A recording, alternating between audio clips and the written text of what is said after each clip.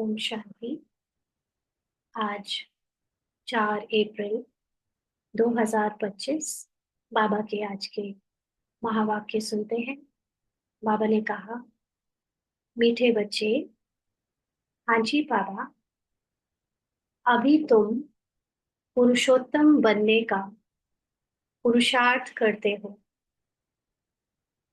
पुरुषोत्तम है देवताएं, क्योंकि वह है पावन।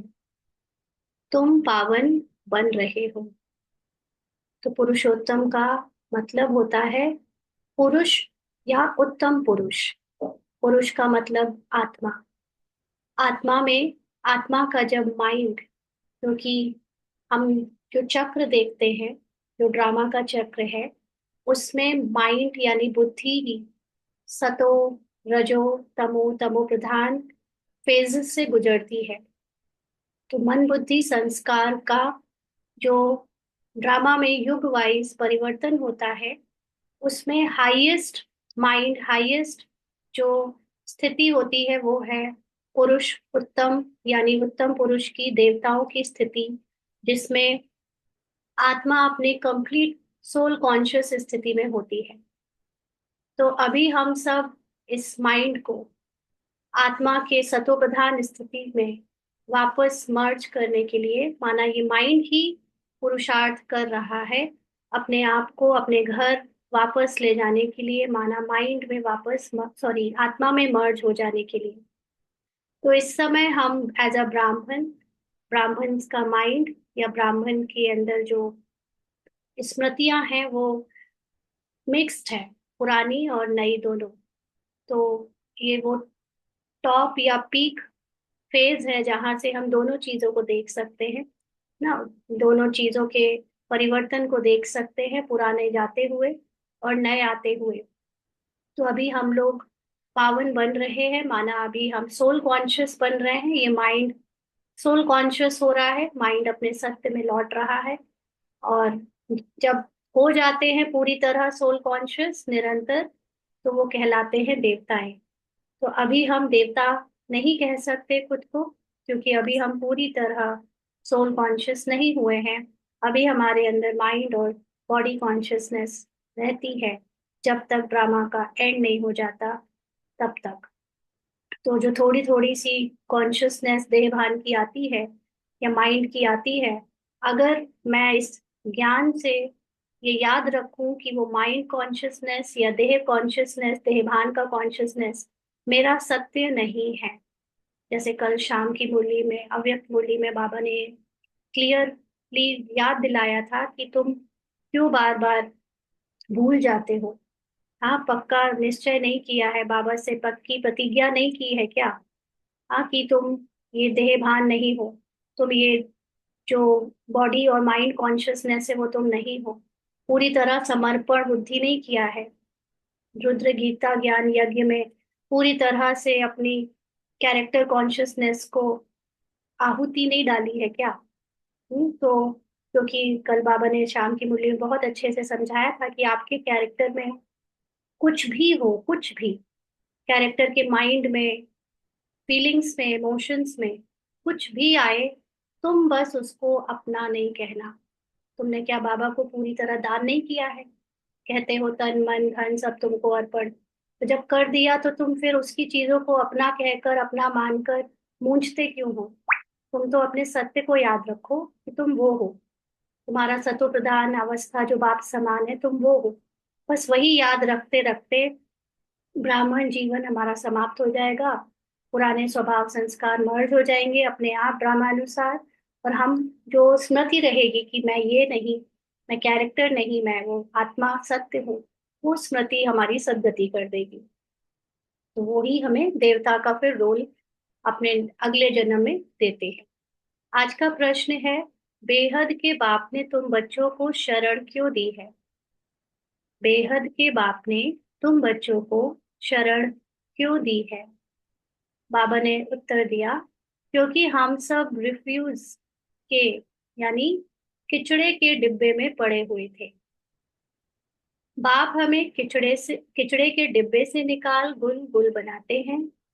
आसुरी गुण वालों को दैवी गुणवान बनाते हैं।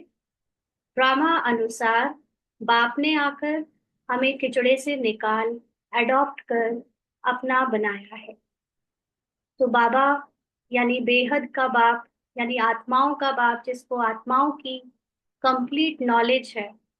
इसको ये नॉलेज है कि हम सब ड्रामा के अंदर केवल एक्टर्स के रोल जो भी प्ले कर रहे हैं, वो भी रोल एक्चुअली ड्रामा अनुसार कचड़े में जाते हैं, यानी रोल एकदम गिरावट की तरफ पहुंच जाते हैं at the end of this drama, कलयुग कह लो, है ना। तो उससे बाबा का पार्ट है उसमें कि बाबा यानी बाबा की नॉलेज आकर हमको हमारे सत्य का अनुभव कराती है, सत्य याद दिलाती है।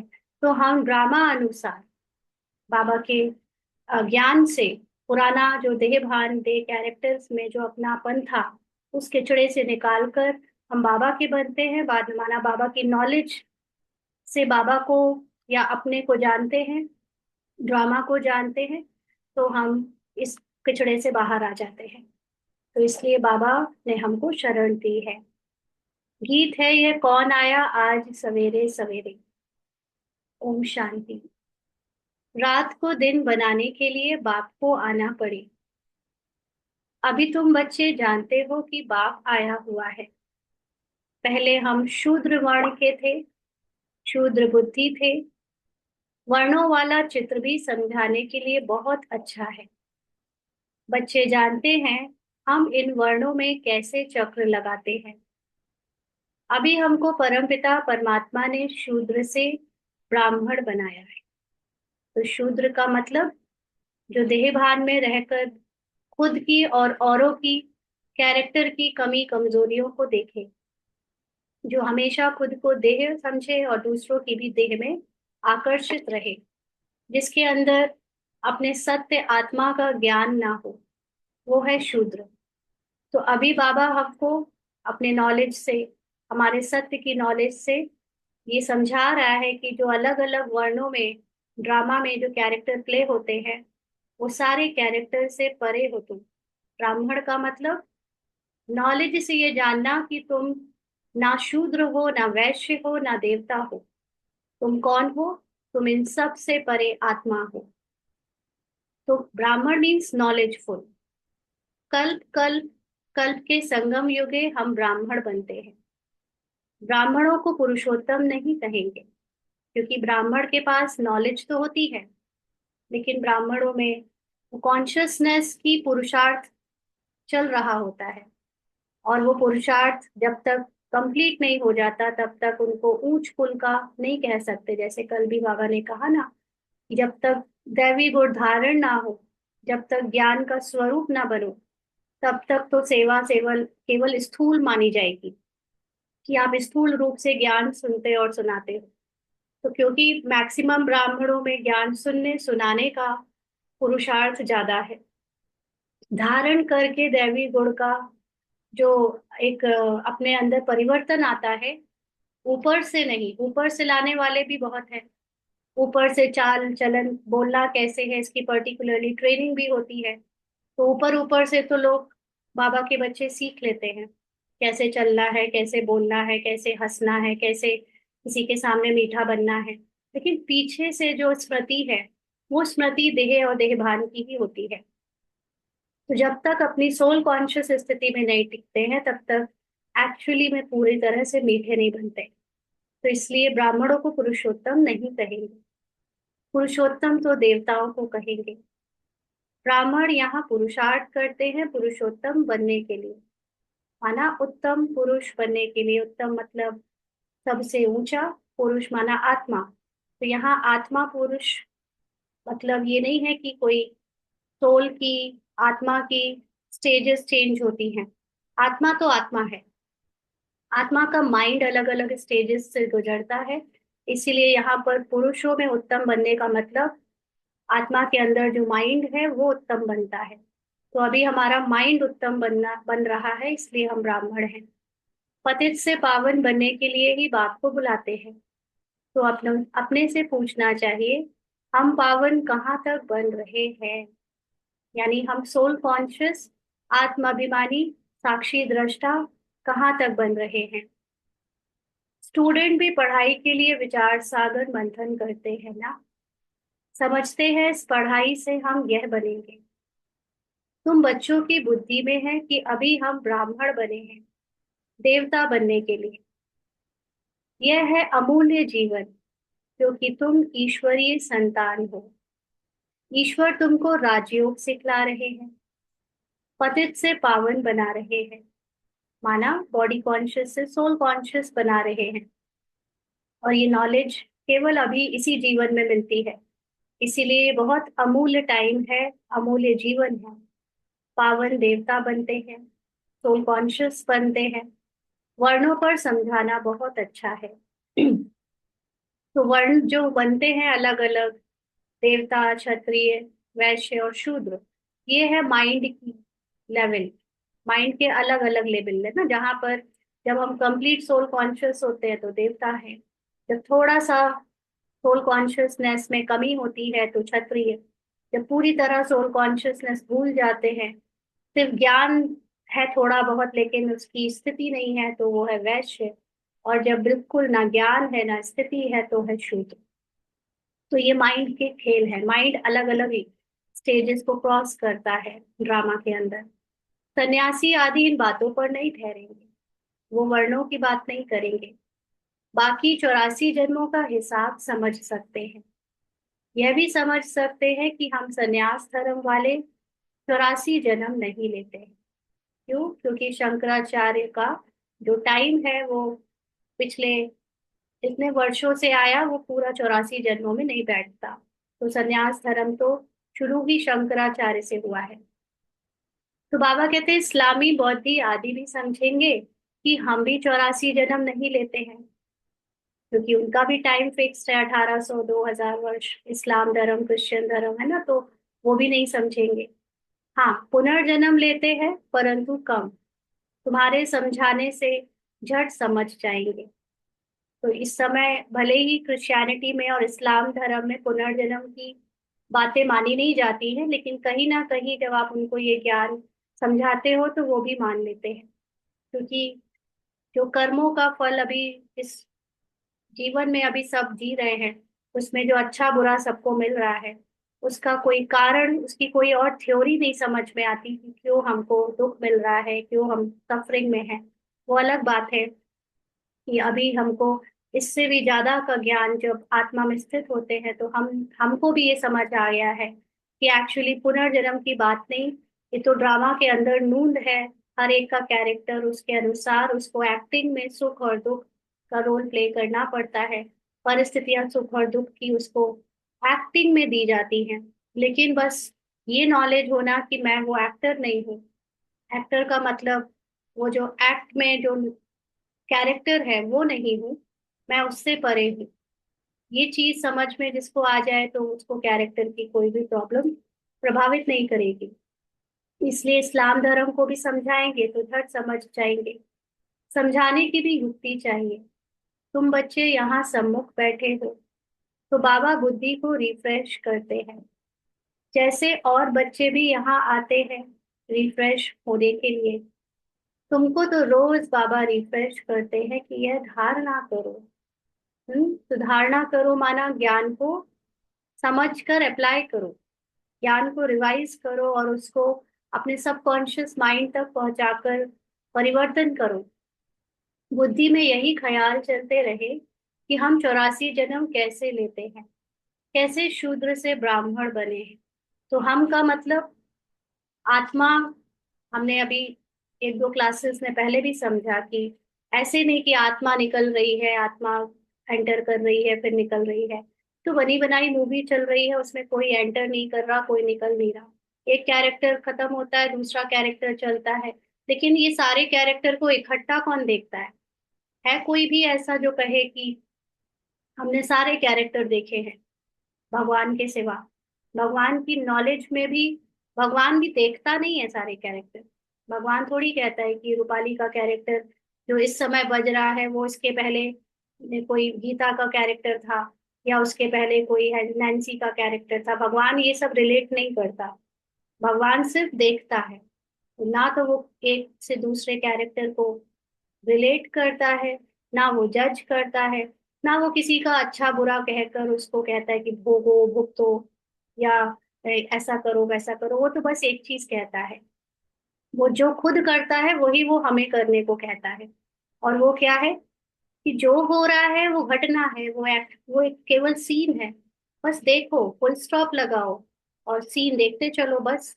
कुछ भी करने का नहीं है, अपने सत्य को याद रखो। है ना, जैसे जब मूवीज देखते हैं तो कोई फिक्शन मूवी आ रही है, आपको फिक्शन मूवी का कोई सीन नहीं पता होता कि कब क्या होगा। थोड़ा सा जो फैमिली मूवी या किसी की डॉक्यूमेंट्री चल रही है, तो उस मूवीज में तो फिर भी ऑडियंस को थोड़ा अंदाजा होता है, क्योंकि थोड़ा बहुत जो प्रमोशन में दिखा देते हैं तो उससे पता चलता है कि अभी ये होगा वो होगा। लेकिन कुछ मूवीज एकदम नई होती है, इसके कॉन्सेप्ट एकदम नए होते हैं। तो किसी ने अगर ट्रेलर भी ना देखा हो तो वो जस्ट बैठ कर सिर्फ देख रहा होता है कि अब ये हो रहा है, अब ये हो रहा है, वो हो रहा है। तो उसको वो कभी भी ना तो प्रीजज कर पाता है, और ना सीन हो जाने के बाद उसमें ठहर सकता है कि उसमें रुक जाए। नहीं तो आगे का सीन बीत जाएगा, आगे का सीन वो नोटिस नहीं कर पाएगा। तो वो सिर्फ देखता है, अच्छा लगता है, एंजॉय करता है, या और बस खत्म हो जाती है मूवी तो उठ जाता है। तो ऐसे ही बाबा ये गेम देखता है। बाबा को पूरी नॉलेज है, तब भी बाबा कोई बैठ के देखता थोड़ी है। बाबा को तो देखने की भी जरूरत नहीं है एक्चुअली। बाबा का तो पार्ट आखिरी में बस आता है हमको ज्ञान देने का। और वो भी बाबा एक्चुअली देता नहीं, ड्रामा अनुसार ये नॉलेज आती है, और उसमें बाबा का नाम होता है, बाबा की प्रेजेंस दिखती है। तो हमको लगता है कि बाबा हमें साथ दे रहा है, कोई है बाहर से जो आता है और हमें साथ देता है, हमें समझाता है, हमें करता है। तो बनी बनाई एक टीवी में मूवी चल रही है, उसमें हमारे कैरेक्टर भी सारे अपने आप चल रहे हैं। ड्रामा में ये सारी मूली ज्ञान सब अपने आप बस प्ले हो रहा है। लेकिन ये सब कुछ देखने वाला कौन है? वो आत्मा है। वो आत्मा में मैं स्थित होती हूँ, तब मुझे ये एक्चुअली ड्रामा से बाहर की स्थिति जो है वो समझ आती है। तो बाबा कहते हैं कि तुमको तो बाबा रोज रिफ्रेश करते हैं कि यह धारणा करो, बुद्धि में यही ख्याल चलता रहे, हम 84 जन्म कैसे लेते हैं, कैसे शूद्र से ब्राह्मण बने हैं, ब्रह्मा की संतान ब्राह्मण। अब ब्रह्मा कहाँ से आए, पूछ रहे हैं बाबा। तो बाप बैठ समझाते हैं, हम इनका नाम ब्रह्मा रखते हैं। तो ब्रह्मा का मतलब, क्योंकि मनुष्य सृष्टि में सभी धर्मों में एक आदि देव आदि देवी, एडम और ईव, या जो सबसे पहला मनुष्य, हर एक धर्म में गाया हुआ है, और वो सृष्टि की शुरुआत करता है। इसीलिए ब्रह्मा, और हमारे हिंदू धर्म में भी ब्रह्मा सरस्वती का नाम लिया जाता है, खास ब्रह्मा का, नॉट सरस्वती बट ब्रह्मा का। तो इसीलिए ब्रह्मा की का कैरेक्टर वो आखिर प्ले कब हुआ, जो इनकी इतनी पूजा होती है वो भी तो ड्रामा में दिखाना पड़े ना। तो इसलिए वो ब्रह्मा का कैरेक्टर अभी प्ले होता है, तो वो भी कहानी में ड्रामा अनुसार प्ले होकर दिखाया जाता है ना। तो बाप बैठ समझाते हैं कि भगवान का ज्ञान जिसमें प्रवेश किया, भगवान हम सब की ट्रुथ, और ये ड्रामा का पूरा जो कुछ संसार में चल रहा है, पूरे यूनिवर्स की थ्योरी, वो जिसमें प्रवेश करती है, जिसकी नॉलेज जिसको मिलती है सबसे पहले, वो है ब्रह्मा। कल भी बाबा ने कहा था ना कि मैं समझाता तो इसको हूँ, सुनते तुम सब हो। हमारा मुख्य बात है ब्रह्मा को समझाने की। ब्रह्मा को समझ आ गई तो ब्रह्मा सब समझकर पूरे विश्व में अपनी सूक्ष्म एनर्जी से परिवर्तन कर लेता है।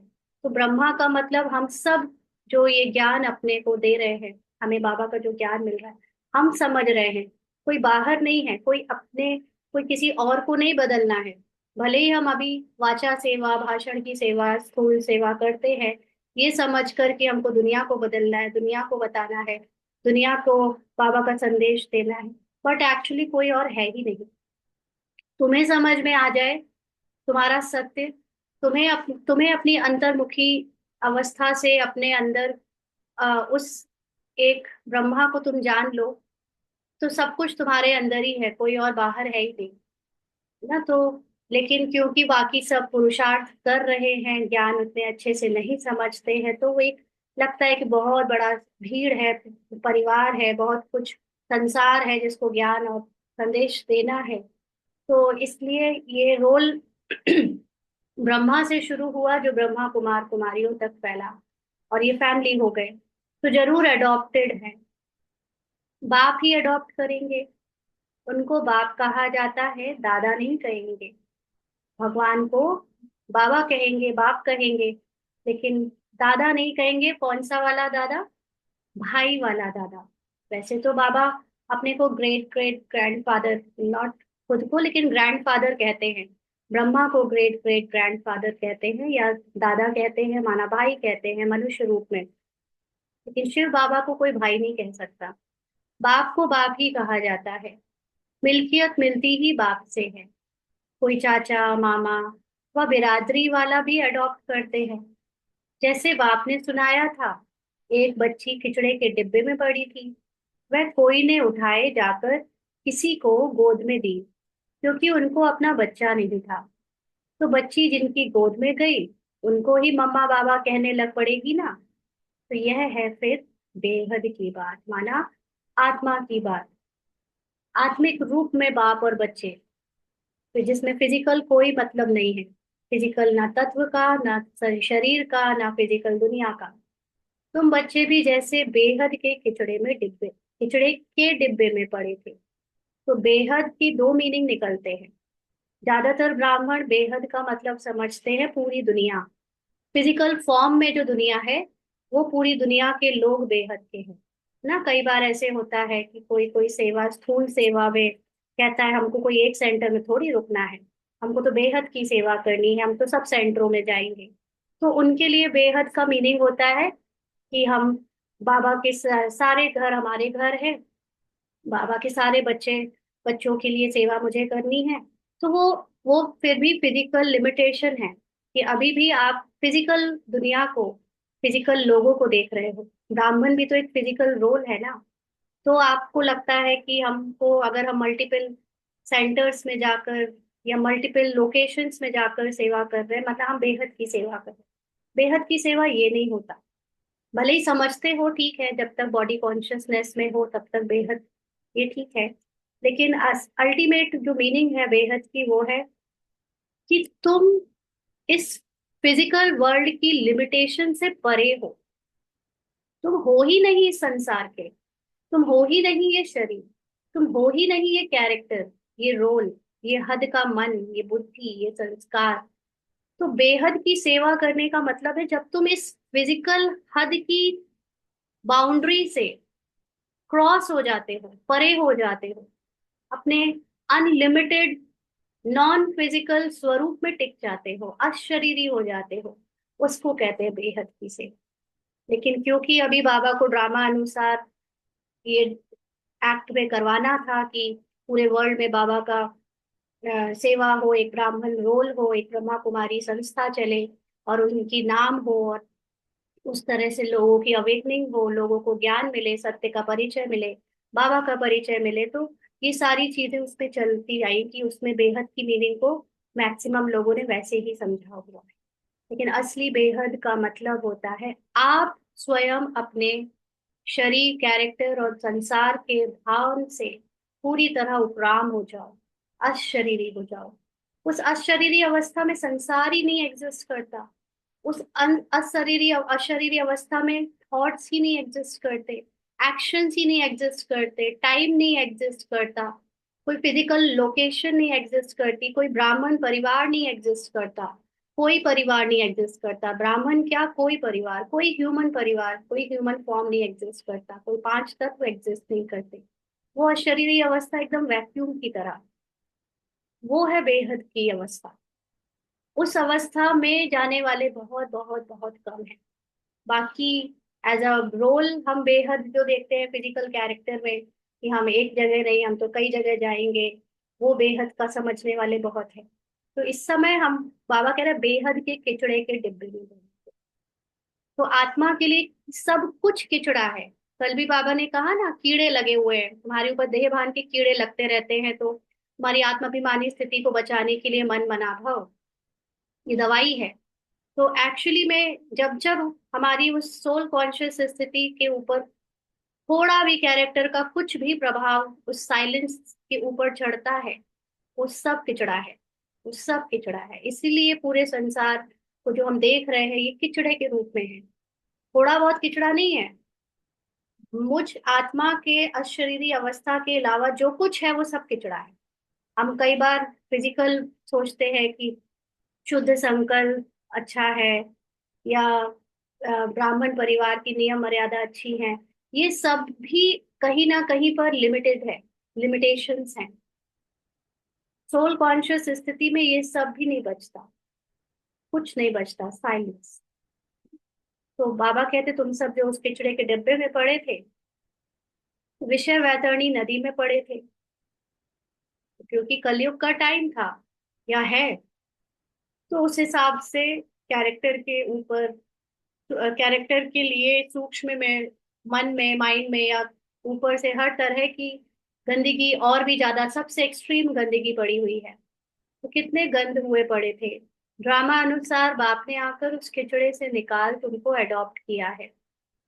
अडॉप्ट किया है माना नॉलेज से ये बतलाया है कि तुम ये सब कुछ नहीं हो।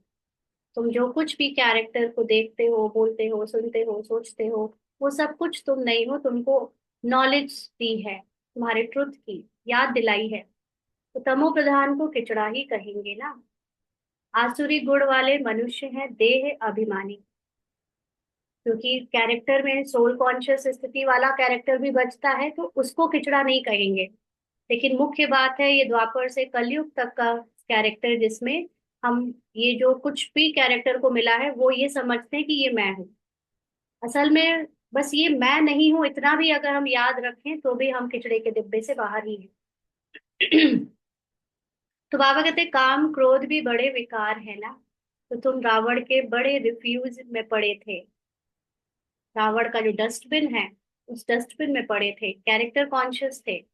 वास्तव में रिफ्यूजी भी हो। रिफ्यूजी किसको कहते हैं? एक देश से जब दूसरे देश में लोग अपने को बचाने के लिए पहुंच जाते हैं बिना सरकारी या परमिशन के, असाइलम ले लेते हैं, उनको रिफ्यूजी कहते हैं। तो अभी हमको भी बाबा ने कैरेक्टर की दुनिया से निकाल आत्मा के सत्य की दुनिया में बैठाया है, तो हम रिफ्यूजी भी हैं। अब तुमने बेहद के बाद की शरण ली है। रिफ्यूज से निकल गुल गुल देवता बनने, माना सोल कॉन्शियस देवता बनने। इस समय सारी दुनिया रिफ्यूज के बड़े डिब्बे में पड़ी है।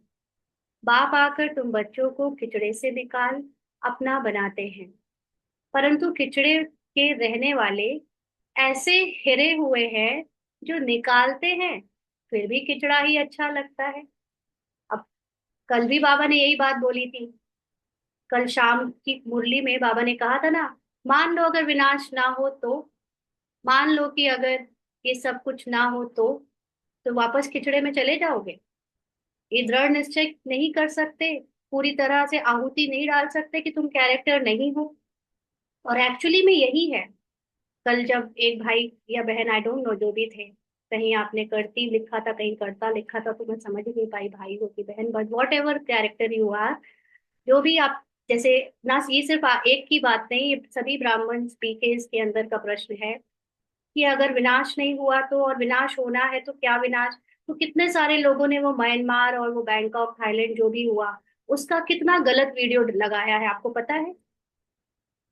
जी, बहुत सारे लोगों ने जो स्टेटस में और जो फॉरवर्ड करके शेयर किया है, that is not the truth of, and that is not the reality.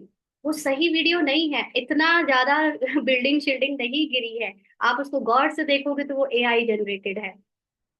आप उसमें देखोगे कि वो बंदा पानी पे चल रहा है लेकिन पानी नहीं हिल रहा, वेव्स नहीं बन रही। तो आप इतना भी नहीं डिटेल से देख सकते हो कि वो सच है या झूठ है। बस इतना खुश, इतना खुश, देखो हम सेवा कर रहे हैं ना, हमने बताया था ना विनाश होना है, तुरंत सबने स्टेटस में लगा लिया। तुरंत सब एक दूसरे को देख देख के अपने अपना ईगो बढ़ा रहे हैं। ये क्या है? ये भी ब्राह्मण जीवन में एक बहुत बड़ा ईगो का पार्ट है कि विनाश देखा, हमने कहा था, हमारे बाबा ने कहा था होगा। और जहां जहां कुछ ऐसी न्यूज या कुछ होता है तो होता है, तो हम सीना चौड़ा कर लेते हैं, देखा हमने कहा। समझो बात को, विनाश बाहर नहीं, बाहर विनाश यहाँ होना है। आप कैसे मान सकते हो बाहर विनाश हो रहा है जब तक आपके अंदर का कलयुग विनाश नहीं हुआ? आप अभी भी वरी करते हो, आप अभी भी लोगों की कमजोरियां देखते हो, आप अभी भी जो भी रावण की संपत्ति है, काम क्रोध लोभ मोह अहंकार देह भान, ये मन से बहान, ये इमोशंस, ये नफरत या ईर्ष्या या द्वेष, ये सब तो आपके अंदर है। आपके अंदर खत्म नहीं हुआ, बाहर कैसे विनाश हो जाएगा?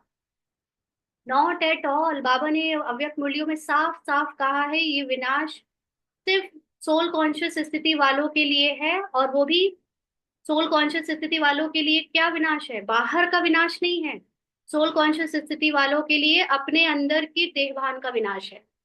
और आपके देहभान का मिटते ही आपका वर्ल्ड, आपका यूनिवर्स, आपके लिए संसार सतो प्रधान सतयुगी या ऊंची वाइब्रेशन का बनना शुरू हो जाता है। वो वाला बिल्डिंग गिरना, वो साइक्लोन आना, वो दुनिया भर का गिरावट, ये सारा विनाश, ये डराने के लिए है, सिर्फ डराने के लिए। और जो देहभान में है वो बस डरते रहेंगे या खुश होते रहेंगे, लेकिन पुरुषार्थ नहीं करेंगे। ये बात अच्छे से समझ लें। जो पिछले इतने सालों से हम सब लोग ज्ञान से चल रहे हैं, ज्ञान में, क्यों क्यों इतने ब्राह्मण्स डिप्रेशन में है, क्यों इतने एंजाइटी है, क्यों उनको भी आज भी खुश नहीं है, लोगों से प्यार नहीं कर सकते? इससे तो अच्छे नॉन बीकेज है। हम अपने खुद के, जब हम पुरुषार्थ में उस लेवल पे थे, जब हमको ड्रामा और अपनी आत्मा का अनुभव उसने गहराई से नहीं था, तो हम देखते थे कि सेंटर वालों से तो अच्छा हमारे गृहस्थ वाले लोग हैं। जो है वो है, बाहर अलग अंदर अलग तो नहीं दिखाते। तो वैराग आया मुझे ब्राह्मणों से बहुत, है ना, क्योंकि सच्चाई तो दिखाओ, बाबा के सामने सच्चे तो बनो। कैरेक्टर है भाई, कैरेक्टर में कमी है, कमजोरी है, माना कि गुस्सा है कैरेक्टर में, थोड़ा ईर्ष्या है कैरेक्टर में, या लालच है कैरेक्टर में, बट है तो है, दिखा तो पाते हैं, बोल तो पाते हैं, समझा तो पाते हैं। झूठ तो नहीं दिखाते कि नहीं मैं हूं अंदर से ईर्ष्यालु और बाहर से हे प्यार करूं। इससे तो ये तो डबल रावण है ना। तो बाबा तो यही कहता है, तुम ये नहीं देखो तुम्हारे कैरेक्टर में कमी है या अच्छाइयाँ है, तुम दोनों ही नहीं हो। ना तुम तुम्हारे कैरेक्टर की विशेषता हो, और ना ही तुम तुम्हारे कैरेक्टर की कमियां हो।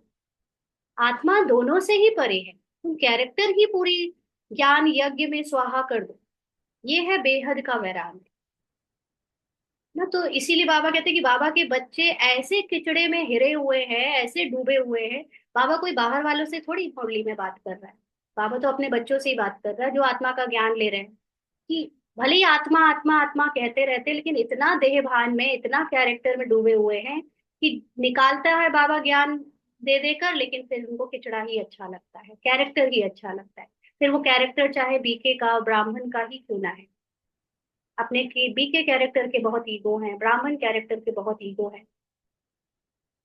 तो बाप आकर बेहद के खिचड़े से निकालते हैं, बेहद के खिचड़े से निकालते हैं। दो मीनिंग है जो बेहद की, उसमें ये वो वाला बेहद है जिसमें संसार है, संसार बेहद है ना। कभी किसी ने पूछा था, सुबह सुबह मैसेज आया आपका जो भी है, कि कल आपने कहा कि एस्ट्रोलॉजी तो कहती है कि सूर्य संसार का केंद्र है, और कल आप बाबा ने, एक तो आपने मतलब मैंने नहीं कहा, बाबा ने ज्ञान में कहा ना। मुरली तभी सुनो जब ये लगे कि बाबा सुना रहा है, वरना नहीं सुनना चाहिए, क्योंकि कोई रूपाली कैरेक्टर नहीं बात कर रही है यहाँ, बाबा का ज्ञान बात कर रहा है। तो और धरती केंद्र है, ये कैसे? आप खुद सोचो, सूर्य हमारे लिए बना है या हम सूर्य के लिए बने हैं? इस संसार में यूनिवर्स है, सूर्य है, ये कब है? जब मनुष्य है। और मनुष्य भी कैरेक्टर में जो है वो तो ठीक है, लेकिन कैरेक्टर से भी परे, जब आत्मा है तो ये मनुष्य है, जब आत्मा है तो संसार है, तो यूनिवर्स है। तो हर चीज का केंद्र बिंदु हुआ कौन? मैं। चलो मेरा कैरेक्टर धरती के ऊपर दिख रहा है, तो धरती यही स्टेज है, बस इसी के लिए सूर्य चांद सितारे ये इतने सारे ट्यूबलाइट्स बल्ब जल रहे हैं, और किसी के लिए नहीं जल रहे, है ना। तो केंद्र कौन हुआ? केंद्र आप फिजिकल सेंस में, और एस्ट्रोलॉजी कौन मानता है? एस्ट्रोलॉजी वो मानते हैं जो अपने को शरीर समझते हैं। वो वास्तुशास्त्र और वो जो कुंडली, ये सब कौन देखता है? जो अपने को शरीर कैरेक्टर समझता है। जो आत्मा है वो ना वास्तु का कुछ लेना देना है उससे, क्योंकि वो तत्व में नहीं आती। आत्मा तत्व थोड़ी है जो उसको वास्तु से कुछ लेना देना है। ना एस्ट्रोलॉजी है वो, क्योंकि उसको ग्रह नक्षत्रों से आत्मा की क्रिएशन है ये ग्रह नक्षत्र, ये डायरेक्शन, ये तत्व। ये डायरेक्शन को सूर्य, ये जो नॉर्थ ईस्ट वेस्ट साउथ, ये वर्ड, ये नाम किसने दिए? ये आत्मा के माइंड ने दिए। ये संसार, ये प्रकृति, ये नदी, ये सब किसकी क्रिएशन है? ये मेरी क्रिएशन है। मैं हूं तो ये है, मैं नहीं तो ये नहीं। मैं कॉन्शियसनेस में आई, मेरे माइंड ने क्रिएट किया सब कुछ। मेरी कॉन्शियसनेस गई, ये सब मर खत्म मेरे लिए। सबका अस्तित्व खत्म। संसार कहीं और बाहर किसी और के लिए है ही नहीं, सब कुछ मेरे लिए। ये बाबा यहाँ पे आने का हमको ज्ञान दे देकर खिचड़े से बाहर निकालता है। तो बाबा कहते हैं, बुलाते भी है बाबा, आकर हमको बुलबुल बनाओ, कांटे के जंगल से निकाल फ्लावर बनाओ, खुदाई बगीचे में बैठाओ। अब असुरों के जंगल में पड़े हैं, बाप तुम बच्चों को गार्डन में ले जाते हैं, ले चलते हैं। शूद्र से ब्राह्मण बने हैं, फिर देवता बनेंगे। तो शूद्र बुद्धि सिर्फ शरीर और शरीर की चीजें दिखने वाली बुद्धि, और अब ब्राह्मण बुद्धि हुई है। ब्राह्मण बुद्धि माना नॉलेज से नोइंग है कि हम आत्मा है। बट ब्राह्मण में भी नोइंग तक ही रुके हुए हैं, स्वरूप तो बने नहीं, बीइंग तो बने नहीं। हम्म? तो बाबा कहते हैं ये देवताओं की राजधानी है, ब्राह्मणों की राजाई है नहीं। भले पांडव नाम है, परंतु पांडवों को राजाई नहीं। ना तो पांडव वर्ड, वैसे दुनिया में शास्त्र के अनुसार एक दूसरा ही कोई हस्तिनापुर है, वहां का कोई राज्य है। लेकिन बाबा ने हमको बताया कि जिसके अंदर जो भगवान की सुनता है, जिसने भगवान से प्रीत बुद्धि बनाई है, इस समय संगम युग की वो बातें हैं जो वो पांडव है। तो पांडवों को इस समय कोई राजाई का मतलब ना तो हम अभी पूरी तरह आत्मा राजा की सीट पर सेट हुए हैं, ना हमको फिजिकल रूप में कोई राजाई है।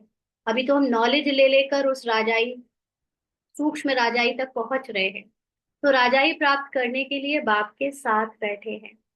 बेहद की रात अब पूरी हो, बेहद का दिन शुरू होता है। गीत सुनाना, कौन आया सवेरे सवेरे? सवेरे सवेरे आते हैं, रात को मिटाए दिन बनाने। माना अज्ञानता को मिटाकर ज्ञान लाने, अर्थात स्वर्ग की स्थापना करने, नरक का विनाश करने।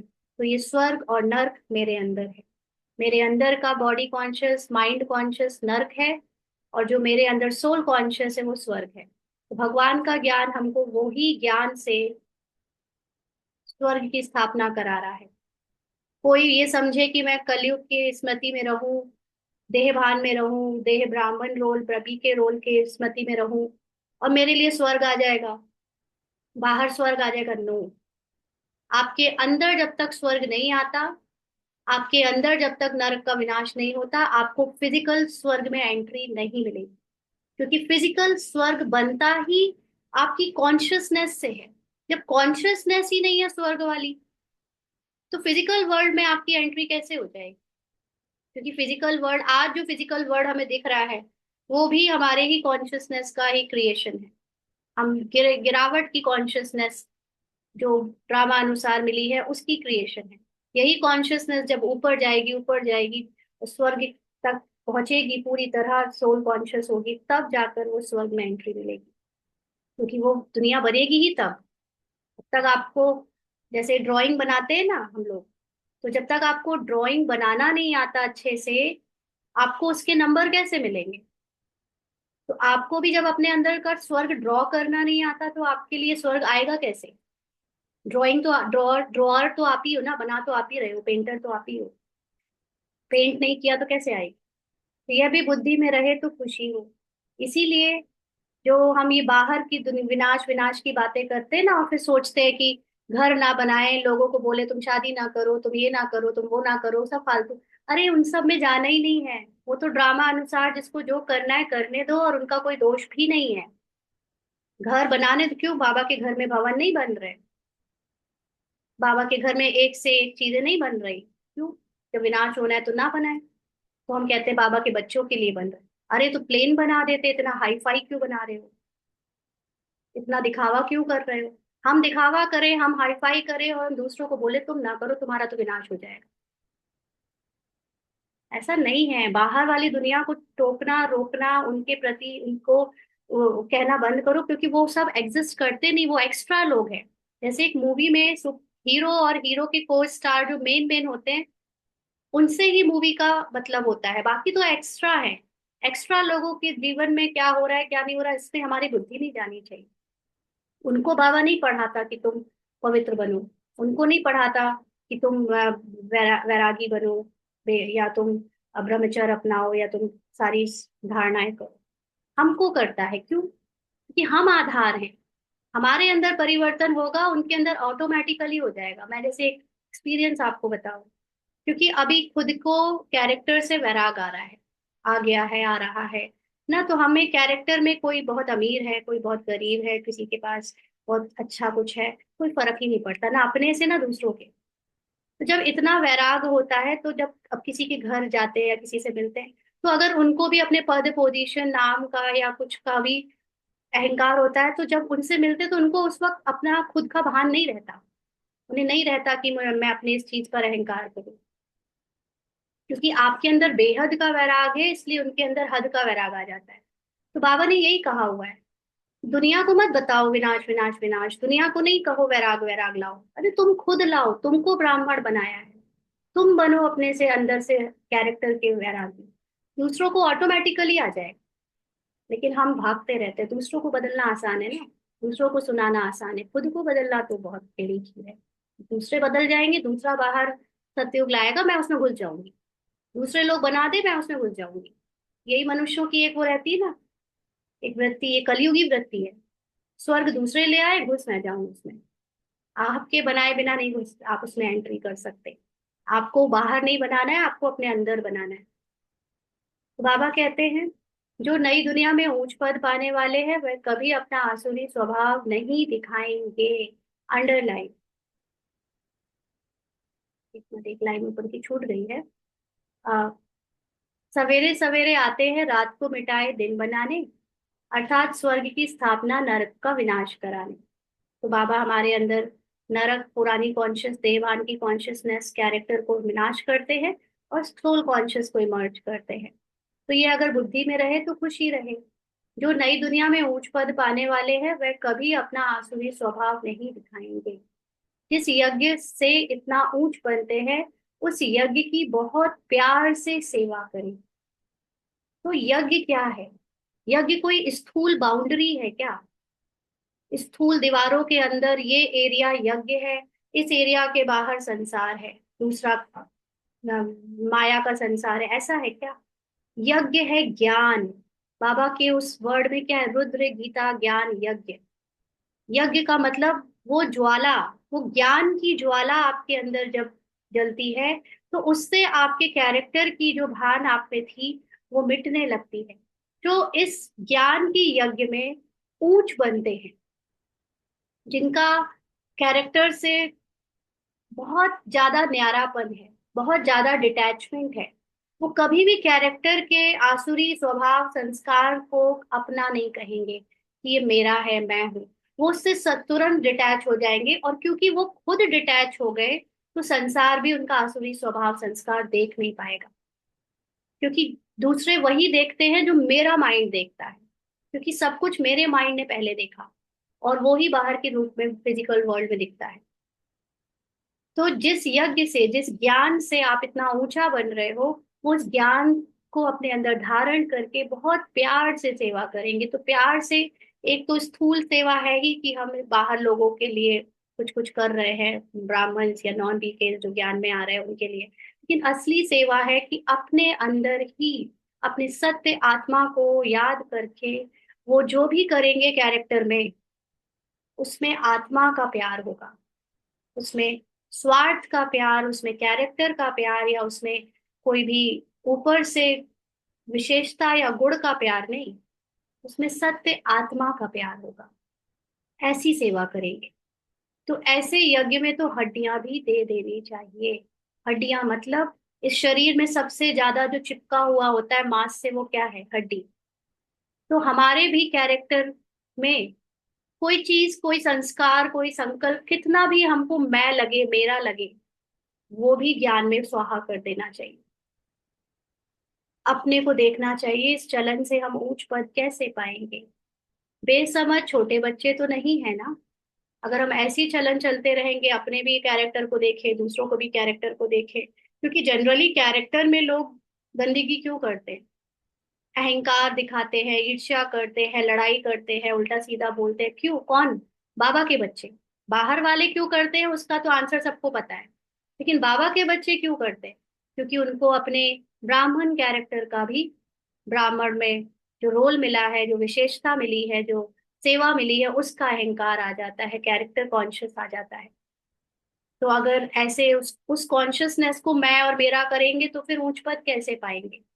ना, बाबा कहते बेसमझ छोटे बच्चे तो नहीं है ना, समझ सकते हैं राजा कैसे, प्रजा कैसे बनते हैं। तो क्योंकि कैरेक्टर सबका अच्छा बुरा कैसा भी हो सकता है, लेकिन जो राजा वाली आत्मा है वो कभी किसी के कैरेक्टर को नहीं देखेगी, और जो प्रजा वाली आत्मा है वो कैरेक्टर में ऊपर नीचे होगा तो अपना भी करेगी, देखेगी, और दूसरों का भी देखेगी।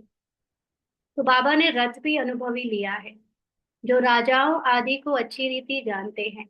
राजाओं के दास दासियों को भी बहुत सुख मिलता है। वह तो राजाओं के साथ ही रहते हैं, परंतु कहलाएंगे तो दास दासी।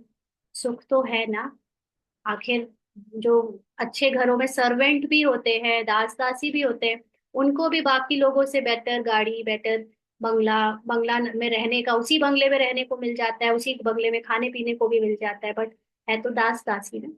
तो जो राजा रानी खाए वह उनको मिले, बाहर वाले थोड़े ही खा सकते हैं।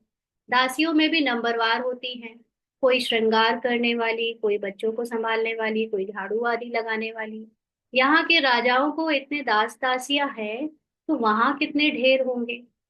तो इसीलिए कैरेक्टर में अगर किसी के प्रॉब्लम दिखे, भले ही वो ऊपर वाला पद हो, चाहे वो कितना भी ऊपर से पावरफुल दिखे, लेकिन अगर कैरेक्टर उसका नहीं है सोल कॉन्शियस, तो समझ जाओ कि वो नहीं है ऊंचे पद का अधिकारी, नहीं है वो राजा पद का अधिकारी। तो बाबा कहते हैं सब पर अलग अलग अपनी चार्ज होती है, सबको अपना अपना कर्तव्य मिलता है। चार्ज का मतलब रिस्पॉन्सिबिलिटी, रोल। रहने का स्थान अलग होगा, वह कोई राजा रानी जैसे सजाया हुआ नहीं होगा। जैसे सर्वेंट क्वार्टर्स होते हैं ना, यहाँ पे तो सर्वेंट क्वार्टर बहुत वैसे होते हैं, छोटे छोटे से कमरा छोटा सा, लेकिन राजा रानी के समय पर सर्वेंट क्वार्टर इतने भी नहीं होंगे, बट सुख वाले होंगे। अंदर आएंगे बहुत जरूर, परंतु अंदर आएंगे जरूर, परंतु रहते सर्वेंट क्वार्टर्स में है। तो आप अच्छी रीति समझाते हैं, अपने पर रहम करो। जो सोल कॉन्शियस नहीं बन पाया, वो कितनी भी बाहर सेवा कर ले, वो पद नहीं पा सकेगा। इसलिए दूसरों पर रहम करने के पहले अपने पर रहम करो, कि हम सोल कॉन्शियस स्थिति में बनने के लिए सब कुछ छोड़ना भी पड़ जाए ना तो छोड़ दो, लेकिन सोल कॉन्शियस बनने का पुरुषार्थ पहले करो। हम ऊंचते ऊंच बने, हम अभी शूद्र से ब्राह्मण बने हैं, अहो सौभाग्य, फिर देवता बनेंगे। यह संगम युग बहुत कल्याणकारी है, तुम्हारी हर बात पे कल्याण भरा हुआ है। भंडारे में भी योग में रह भोजन बनाए तो बहुतों का कल्याण भरा हुआ है ना, क्योंकि भोजन बनाना कल्याण नहीं है, लेकिन भोजन बनाते समय आप जो आत्म अभिमानी स्थिति की प्रैक्टिस कर सकते हो उसमें कल्याण भरा है। और क्योंकि आप आत्माभिमानी बनते जाओगे, तो खुद का भला तो सबका भला, क्योंकि आपकी आत्माभिमानी स्थिति से आप सबको आत्मिक रूप में जब देखते हो, तो उनको भी उनके देह के भान से निकलने का एक आशीर्वाद मिल जाता है, इसलिए सबका कल्याण होता है ना। तो सिर्फ खाना बनाकर खिलाना ये तो होटल वाले भी करते हैं, ये तो अनेक संस्था वाले भी कर रहे हैं। आप बड़ी बड़ी संस्थाओं में चले जाओ, उनके भी किचन बाबा के किचन की तरह है, हमने देखा है ना। तो ये सब बताना कि देखो हमारी किचन कितनी बड़ी है, हमारा सोलर सिस्टम कितना बड़ा है, हमारा ये कितना, इन सब से सेवा नहीं होती है। ये सब टक्करी करने के लिए बहुत लोग आने लगे हैं, चलो इतना बड़ा नहीं, लेकिन थोड़ा बहुत तो मैच करने वाला बहुतों के हो गए हैं। मेन बात है हमारे पास आत्माभिमानी स्थिति का नशा है, ये किसी के पास नहीं। तो अगर सच में पुरुषार्थ करना है तो आत्माभिमानी स्थिति के ऊपर जोर दो, और फिर किसी को कुछ बताने की भी जरूरत नहीं है। आप सबके पार्ट को बस उनके अलग कैरेक्टर से अलग देखो, आप देखो उसका जादू, देखो आप ये है असली सेवा। आप अपने जादू से लोगों को बदलो, बोल कर बताने से बदलना तो ये संसार में बहुत लोग कर रहे हैं ना, लेकिन हमको सिर्फ उनको देखने से वो बदल जाए, उनकी सत्य की स्मृति, उनकी सत्य को देखकर वो उनका रोल चूर चूर हो जाए, कैरेक्टर का ईगो चूर चूर हो जाए, ये वाली सेवा करके दिखाओ। तो बाबा कहते हैं भंडारे में भी योग में रह भोजन बनाए तो बहुतों का कल्याण भरा हुआ है। श्रीनाथ द्वारे में भोजन बनाते हैं बिल्कुल ही साइलेंस में। श्रीनाथ ही याद रहता है। भक्त अपनी भक्ति में बहुत मस्त रहते हैं। तुमको फिर ज्ञान में मस्त रहना चाहिए। अंडरलाइन, तुमको फिर ज्ञान में मस्त रहना चाहिए। हमारे लिए नशा सिर्फ बाबा का ज्ञान हो। श्री कृष्ण की ऐसी भक्ति होती है, बात मत पूछो। वृंदावन में दो बच्चियां हैं, पूरी भक्तिन हैं, कहती हैं बस हम यहाँ ही रहेंगी, यहाँ ही शरीर छोड़ेंगी श्री कृष्ण की याद में। उनको बहुत कहते हैं अच्छे मकान में चलकर रहो, ज्ञान लो। बोलती है हम तो यहाँ ही रहेंगी। तो उसको कहेंगे भक्त शिरोमणि। श्री कृष्ण पर कितना न्यौछावर जाते हैं। अभी तुमको बाप पर न्यौछावर होना है। पहले पहले शुरू में बाबा पर न्यौछावर होने का मतलब क्या है? ऐसे नहीं बाबा बाबा मेरा बाबा तो नाचने गाने लगो सड़क पे। ना कई लोग इतना ऊपर से कार्टून जैसे बन जाएंगे, मेरा बाबा बोर्ड लगा लेंगे, वो बिल्कुल ऐसे कार्टूनों की तरह घूमेंगे। इतना भी नहीं, ऐसा वाला नशा नशा नहीं होता। आप समझो इस बात को। आप बहुत रॉयल आत्मा हो, आप बहुत महान आत्मा हो। बाबा मेरा बाबा का मतलब होता है बाबा की नॉलेज है मेरे अंदर। मेरे पास वो ज्ञान की, मेरे ट्रुथ की, इस ड्रामा की वो नॉलेज है जो मेरे लिए मेरी रॉयल्टी है। आपने देखा कभी दादियों को नाचते गाते ऐसे, कि कहीं भी जाकर आपने देखा किसी कभी बाबा को या यज्ञ के वरिष्ठ किसी को ऐसे कार्टून बनते हुए? लेकिन बाबा के कितने बच्चे हैं जो ऐसे कार्टून बन के ही घूम रहे हैं। देखकर शर्म आने लगती, क्या कर रहे हो भाई, ये सब क्यों करना है? इससे तो दूसरे हंस रहे हैं, ज्ञान थोड़ी जा रहा है उनके पास। ना तो बाबा पर न्यौछावर होना माना अपना अहंकार तोड़ो, अपना कैरेक्टर कॉन्शियसनेस तोड़ो, अपनी सत्य को अपनी स्मृति में जगाओ, बार बार याद करो। सूक्ष्म में गुप्त पुरुषार्थ करो, दिखावे वाला पुरुषार्थ नहीं करो कि बाइक साइकिल पे गाड़ी पेंट कर ली और उससे फिर हम सेवा कर रहे हैं। ये सब करना ये भी भक्ति है। जितना हम दिखावे वाली सेवा करते हैं सब भक्ति का अंश है। सूक्ष्म सेवा सूक्ष्म ज्ञान सिर्फ अपने लिए होता है, उससे फिर लोग आकर्षित होते हैं बाद में। तो बाबा कहते हैं पहले पहले शुरू में शिव बाबा पर कितना न्यौछावर हुए, ढेर के ढेर आए। जब इंडिया में आए तो बहुतों को अपना घर बार याद पड़ने लगा। कितने चले गए। ग्रहचारी तो बहुतों पर आती है ना, कभी कैसी दशा कभी कैसी दशा बनती है। बाबा ने समझाया है कोई भी आते हैं तो बोलो कहाँ से आए हो। बाहर बाहर में बोर्ड देखा ब्रह्मा कुमार कुमारियां, यह तो परिवार है ना। एक है निराकार परमपिता परमात्मा, दूसरा फिर प्रजापिता ब्रह्मा भी गाया हुआ है। यह सब उनके बच्चे हैं, दादा है शिव बाबा। वर्षा उनसे मिलता है। यह राय देते हैं मुझे याद करो तो तुम पतित से पावन बन जाएंगे। अभी 1 मिनट के लिए अशरीरी होकर बाबा को याद करते हैं।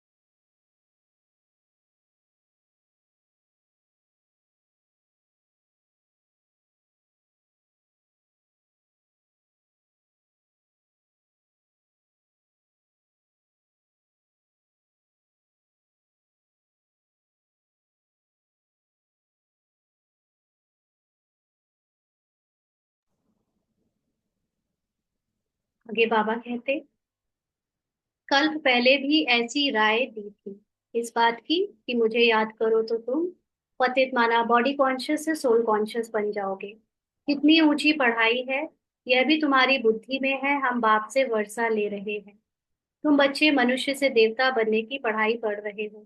तुम्हें जरूर दैवी गुण धारण करने हैं। तुम्हारा खान पान बोल चाल कितना रॉयल होना चाहिए। अब देखो, जब बाबा कहता है रॉयल होना चाहिए तो हम में से मोस्टली ब्राह्मण्स ने क्या किया है, ऊपर से खान पान को बहुत महंगा, बहुत दिखावे में जो शो में एक अच्छा होता है, कपड़े बहुत ऊपर से पहन लिए रॉयल दिखने वाले। भले ही बीके हैं, वाइट ड्रेस है, लेकिन वाइट ड्रेस में भी बड़ी रॉयल्टी के कपड़े पहन लिए हैं। देखने में लगे कि हाँ भाई बहुत। लेकिन असल में रॉयल्टी का मतलब ये नहीं होता कि ऊपर से आप खाना पीना और कपड़ों में रॉयल्टी दिखाओ। रॉयल्टी का मतलब होता है आप अपने सत्य में टिको। फिर कैरेक्टर आपसे चाहे जैसे करवाए, लेकिन जब आप अपने सत्य में टिकते हो तो ऑटोमेटिकली कैरेक्टर में वो डिविनिटी आने लगती है, कैरेक्टर में वो चमक आने लगती है कि आपके आपकी जो ये कर्मेंद्रियां हैं, ये चंचलता इनकी खत्म हो जाती है, ये बहुत शीतल हो जाती हैं। तब आपकी रोल, आपके कैरेक्टर में जो रॉयल्टी आती है, बाबा उस रॉयल्टी की बात कर रहा है। लेकिन हम लोगों ने क्या किया, ऊपर से कपड़ों में कोई कम फैशन थोड़ी ना है ब्राह्मणों में। आप वाइट ड्रेस के ब्राह्मणों का फैशन देख लो, बिल्कुल ऐसे लगेंगे कि वो कोटी और वो सब इतना खान पान में भी, खास तौर से जो बीकेज, कहना नहीं चाहिए लेकिन उनको अलग से खाना, जनरल जनता के लिए या जनरल बाबा के गृहस्थ बच्चों के लिए तो सब कुछ भी चलेगा, लेकिन जब वो आते हैं, समर्पित आते हैं, तब देखो उनका रॉयल्टी। कहीं से लगता है कि आपने त्यागा है जीवन को, कहीं से लगता है कि आप कहीं आप देह भान से परे हो। हम ऐसा नहीं खाएंगे, हम वो नहीं खाएंगे, हम इसका छुआ नहीं खाएंगे, हम उसका नहीं खाएंगे। कितनी वैरायटी बनती है। क्या हम ये चलो वो करना बुरी बात नहीं है, वो ड्रामा करा रहा है वो ठीक है, लेकिन हम क्या आत्माभिमानी बने हैं? क्या हम कैरेक्टर से बाहर निकले हैं? क्या हम माइंड कॉन्शियसनेस से बाहर आए हैं? हम्म? बाबा कहते हैं देवताएं कितना थोड़ा खाते हैं। अब कई लोग कितना थोड़ा खाते हैं तो छोड़ देंगे खाना पीना।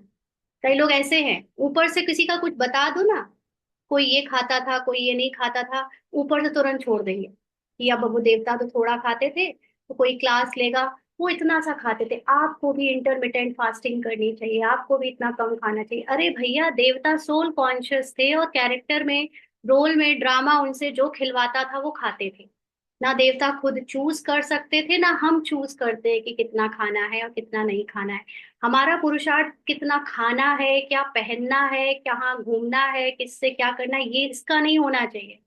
हमारा पुरुषार्थ हमारी सूक्ष्म आत्मा में स्थित होने का होना चाहिए।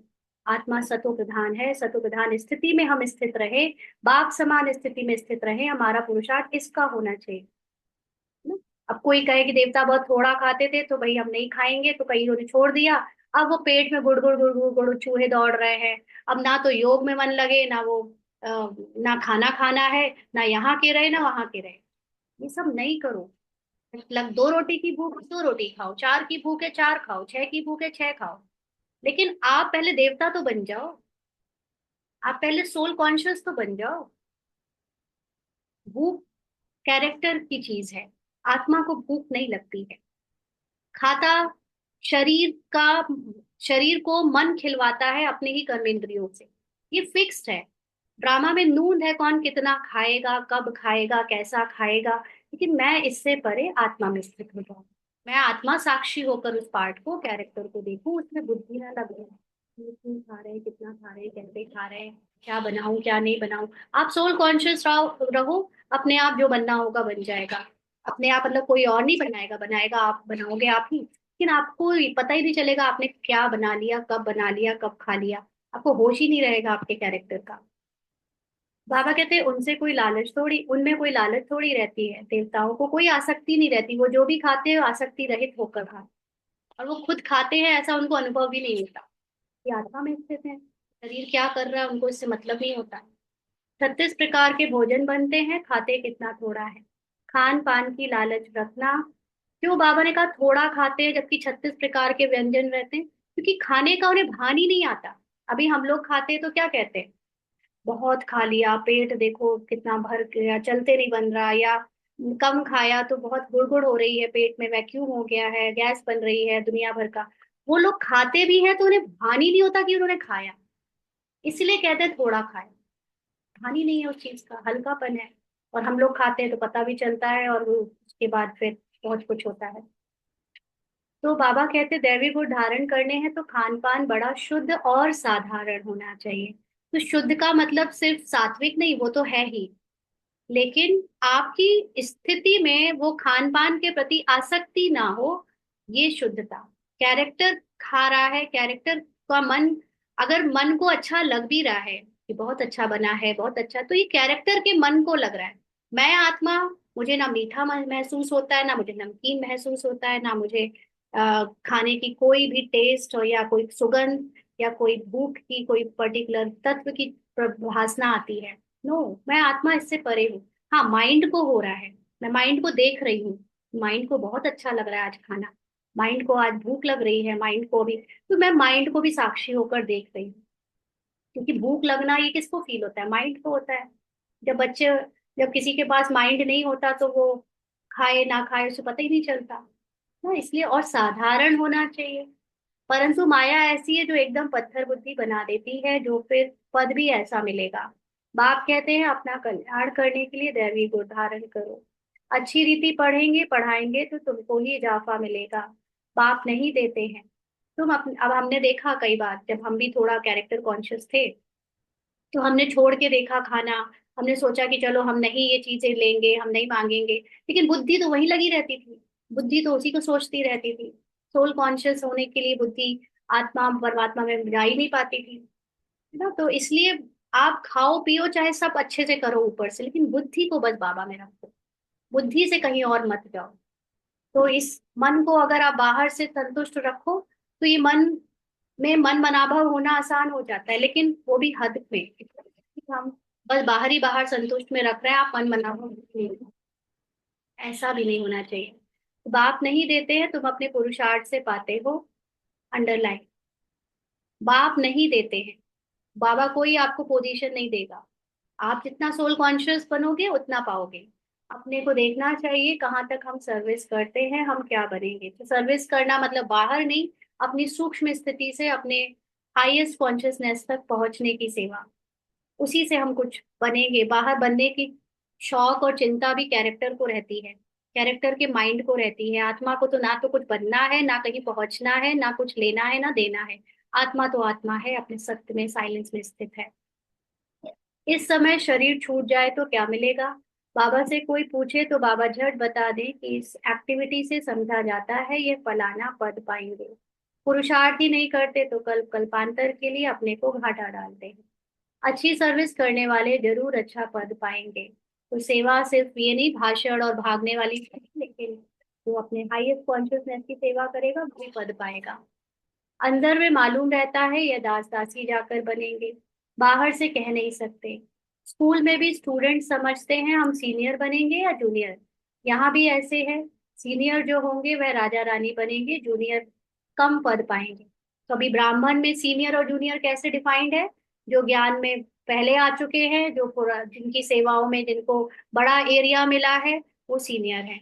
जो ज्ञान में बाद में आए हैं, जिनको कोई सेवा नहीं मिल रही या कम मिल रही, वो जूनियर है। तो सीनियर जूनियर से अपने काम करा लेते हैं।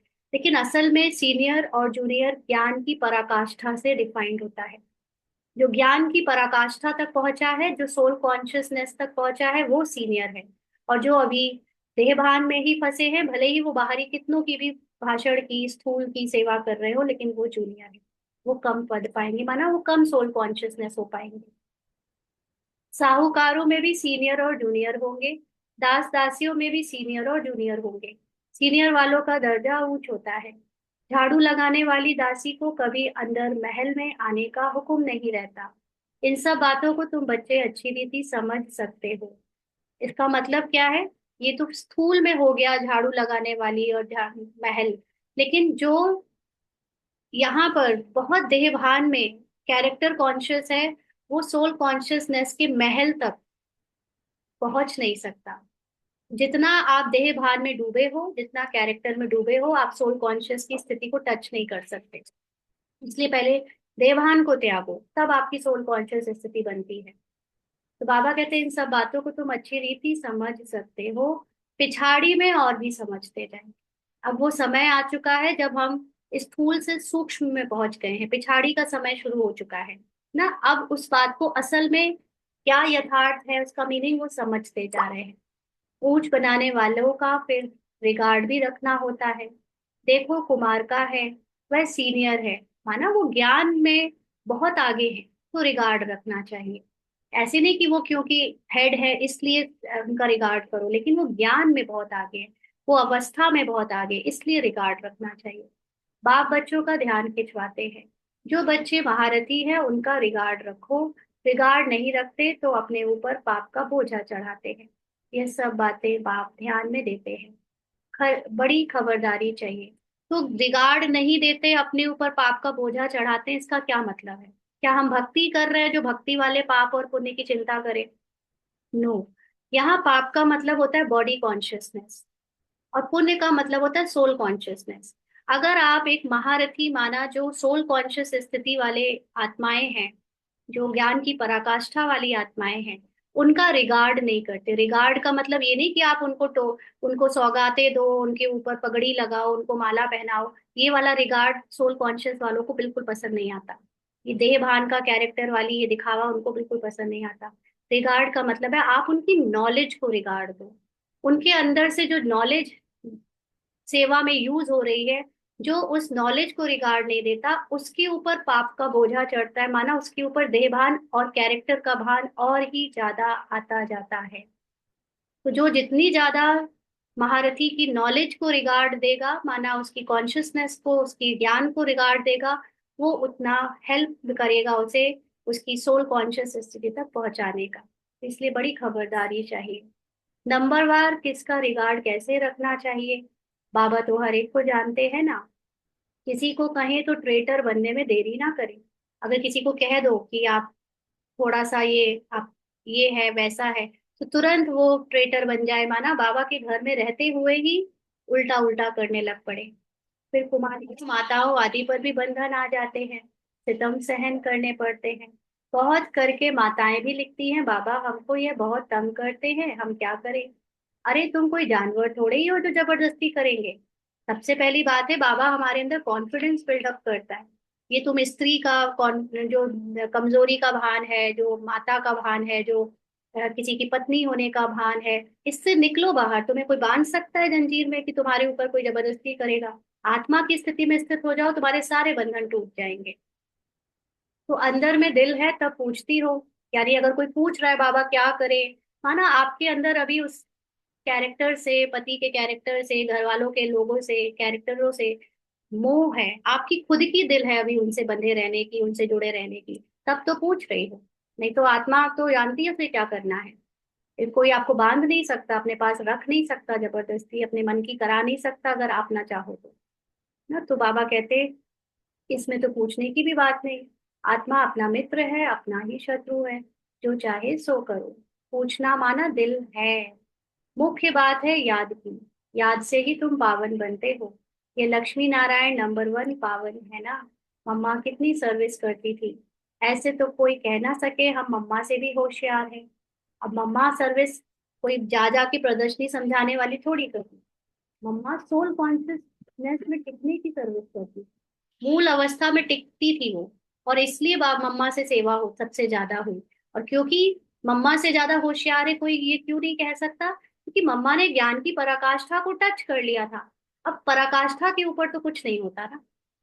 तो मम्मा के बराबर कोई पहुंच सकता है, लेकिन पराकाष्ठा से ऊपर कोई कैसे जा सकता है?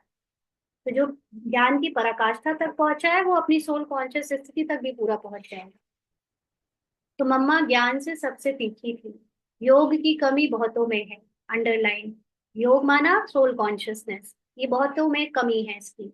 याद में रह नहीं सकते, याद नहीं करेंगे तो विकर्म विनाश कैसे होंगे? लॉ कहता है पिछाड़ी में याद में ही शरीर छोड़ना है। शिव बाबा की याद में ही प्राण तन से निकले।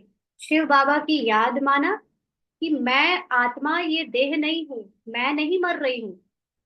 मैं आत्मा बाप समान संपूर्ण हूँ। अपनी हाईएस्ट कॉन्शियसनेस की याद हो, और शरीर खुशी खुशी पीछे निकल जाए। मुझे छोड़ने का भान ना आए, मुझे मरने का भान ना आए, मुझे डर ना लगे, मेरे अंदर कोई भी सतो या तमो या रजो स्क्रिप्ट की मेमोरी ना आए। तब कहें कि हाँ हम पास विद ऑनर होकर शरीर छोड़े हैं। एक बाप के सिवाय और कोई याद ना आए, कहा भी आसक्ति ना हो। यह प्रैक्टिस करनी होती है। हम अशरीरी आए थे, फिर अशरीरी होकर जाना है। बच्चों को बार बार समझाते रहते हैं, बहुत मीठा बनना है, दैवी गुण भी होने चाहिए। देह अभिमान का भूत होता है ना। अपने पर बहुत ध्यान रखना है, बहुत प्यार से चलना है। बाप को याद करो और चक्र को याद करो। चक्र जिसके अंदर सोल कॉन्शियसनेस है ना, उसको किसी की गलती पर, किसी के विकारों पर, किसी की कैरेक्टर में कोई भी बात है, उस पर कभी गुस्सा नहीं आएगा, कभी क्रोध नहीं आएगा। लेकिन अगर आ जाता है कैरेक्टर को, तो याद रखना वो कैरेक्टर आप नहीं हो, आप उससे भी परे आत्मा हो। अगर आप उस आत्मा में टिक गए तो वो क्रोध कर धीरे धीरे करके एकदम खत्म हो जाएगा। तो चक्र का राज किसको समझाया तो भी वंडर खाएंगे। चक्र मतलब ड्रामा। अब तो नए नए लोग आ रहे हैं, उनको सीधे ड्रामा समझाओ, उन्हें तुरंत समझ में आता है ना। तो ये ड्रामा बहुत पावरफुल चीज है, इसको समझ लो, औरों को समझाओ, तो बहुत जल्दी आपकी आत्मा अभिमानी स्थिति बनती है। 84 जन्मों की ही किसी को याद नहीं रहती है, तो 84 लाख फिर कैसे कोई याद कर सके, ख्याल में भी आ ना सके। इस चक्र को ही बुद्धि में याद रखो, तो भी अहो सौभाग्य। अभी ये नाटक पूरा होता है, पुरानी दुनिया से वैराग्य होना चाहिए। बुद्धि योग शांति धाम सुख धाम में रहे। गीता में भी है मन मनाभव। कोई भी गीता पाठी मन मनाभव का अर्थ नहीं जानते हैं। तुम बच्चे जानते हो। भगवान वाच, देह के सभी संबंध छोड़ अपने को आत्मा समझो। किसने कहा? स्वयं निराकार बाप ने। कोई फिर कहते हैं हम तो शास्त्रों को ही मानते हैं। भले भगवान आए तो भी नहीं मानेंगे, बरोबर शास्त्र पढ़ते रहते हैं। भगवान आए हैं, राजयोग सिखला रहे हैं, स्थापना हो रही है। यह शास्त्र आदि सब है भक्ति मार्ग के। भगवान का निश्चय हो तो वर्षा लेने लग पड़े, फिर भक्ति भी उड़ जाए। परंतु जब निश्चय हो ना, तो भगवान पर निश्चय माना भगवान की नॉलेज पर निश्चय। तो जब नॉलेज आपको समझ आती है तभी भक्ति खत्म होती है। अच्छा, मीठे मीठे सिकी लदे बच्चों प्रति माता पिता बाप दादा का याद प्यार और गुड मॉर्निंग। रूहानी बाप की रूहानी बच्चों को नमस्ते। हम रूहानी बच्चों की रूहानी बाप दादा को याद प्यार गुड मॉर्निंग और नमस्ते बाबा, शुक्रिया, थैंक यू बाबा। धारणा के लिए मुख्य सार। पहला पॉइंट, देवता बनने के लिए बहुत रॉयल संस्कार धारण करने हैं। लेकिन रॉयल संस्कार रिजल्ट है आपकी आत्म अभिमानी स्थिति के। आपकी आत्म अभिमानी स्थिति ही रॉयल्टी है। जब आप उस रॉयल्टी में रहते हो तो रिजल्ट रूप में आपके रॉयल संस्कार अपने आप निकल के आते हैं। इसका उल्टा भी हम करते आए आज तक कि ऊपर से हम रॉयल्टी दिखाएं, लेकिन वो ऊपर और अंदर जब द्वैत रहता है तो आपको खुद ही बहुत बेचैनी होती है। आपको डर रहता है अंदर से कि कोई मेरा सही का कैरेक्टर देख ना ले, कोई मेरी अंदर की कमी कमजोरी देख ना ले। अगर आप इस बात का भी भय है, आपको किसी के सामने दिखावा करना पड़ रहा है, तो भी आप आत्माभिमानी नहीं बन सकते। आपको अपने कैरेक्टर का भय ही ना हो, आपको अपने कैरेक्टर के उतार चढ़ाव से कोई मतलब ही ना हो, वे राग बैराग, मतलब कोई इंटरेस्ट नहीं मुझे कैरेक्टर में, तब आप आत्माभिमानी स्थिति में स्थित हो सकते हो, अपनी रॉयल्टी में रह सकते हो। खान पान बहुत शुद्ध और साधारण रखना है, लालच नहीं करनी है। अपना कल्याण करने के लिए दैवी गुण धारण करने हैं। अपने ऊपर ध्यान रखते सबके साथ बहुत प्यार से चलना है। अपने से जो सीनियर है उनका रिगार्ड जरूर रखना है। बहुत बहुत मीठा बनना है। देह अभिमान में नहीं आना है। वरदान है। अब यहाँ पर जब सीनियर की बात आती है तो कई सारे लोग इस बात पर करते हैं, देखो वो अब बड़े हैं, वो बूढ़े हैं, या वो ज्ञान में वो इतने बड़े इंचार्ज हैं, वो इतनी साल सेवा करी, फलाना ये वो। तो वो उनके और वो लोग भी फायदा उठाते हैं कि हम सीनियर हैं तो हमारी सुनो। लेकिन यहाँ पर सीनियर और जूनियर सिर्फ ज्ञान की पराकाष्ठा से होता है। जो ज्ञान की पराकाष्ठा में वो सीनियर है, जो ज्ञान कितना भी बड़ा और कितना भी बड़ा रोल कैरेक्टर ने प्ले किया हो उनके, लेकिन अगर ज्ञान में कमी है, धारणा में कमी है, आत्माभिमानी स्थिति में कमी है, तो वो जूनियर है। तो बाबा कहते देह अभिमान में नहीं आना है, अंडरलाइन करो।